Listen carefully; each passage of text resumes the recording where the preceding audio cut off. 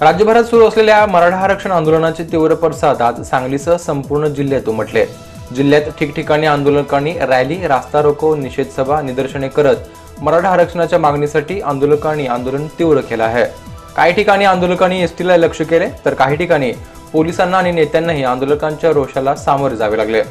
कवठेमहांकाळ तालुक्यातील बोरगाव येथे आंदोलकांनी रावसाहेब दानवे, सुभाष देशमुख यांची गाडी अडवून आरक्षण द्या अन्यथा मराठा समाज भाजपच्या मागे राहणार नाही अशी घोषणाबाजी करत मराठा आरक्षणाची मागणी केली।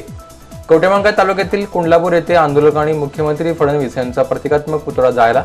शहरात नागरिकांनी दैनंदिन सर्व व्यवहार कडकडीत बंद ठेवून काकासाहेब शिंदे यांना श्रद्धांजली वाहिली तर लेंगरे येथे एका एसटी बसवर दगडफेक झाली।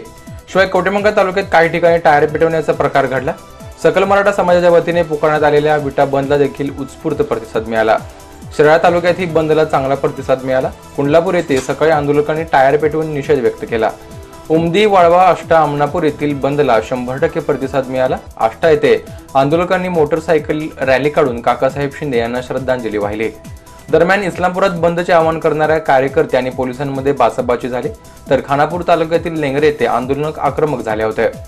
त्यांनी एसटी बसच्या काचा फोडून आंदोलन तीव्र केले। मराठा समाजाच्या आरक्षणासाठी राज्यभर आंदोलन सुरू असून काकासाहेब शिंदे यांचे बलिदान वाया जाऊ देणार नाही अशी शपथ बुधवारी घेण्यात येणार आहे। त्यासाठी सकाळी 10 वाजता सांगलीतील गणपती मंदिरामागील स्वामी समर्थ घाटावर अर्ध जलसमाधी आंदोलन करण्यात येणार आहे। या आंदोलनात मोठ्या संख्येने उपस्थित राहावे असे मराठा क्रांतीच्या वतीने सांगण्यात आले आहे।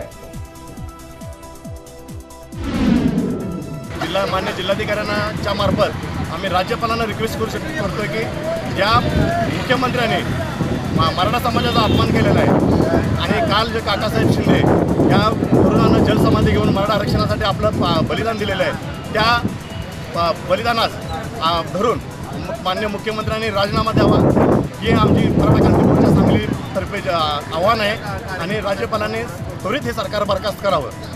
तसेच आंदोलन आमचं शांततेत सुरू आहे त्यामुळं आम्ही सर्वजण शांतताप्रिय माणूस असल्यामुळं आम्ही आंदोलन शांततेत करत आहोत। परंतु इथून पुढे जर मुख्यमंत्र्यांनी मराठा समाजाला चुचकारण्याचा प्रयत्न केला तर ह्या चुचकारण्यास किंवा ह्या मुख्यमंत्र्यांना आम्ही गनिमी काव्यानं त्याचा तडा शिकू।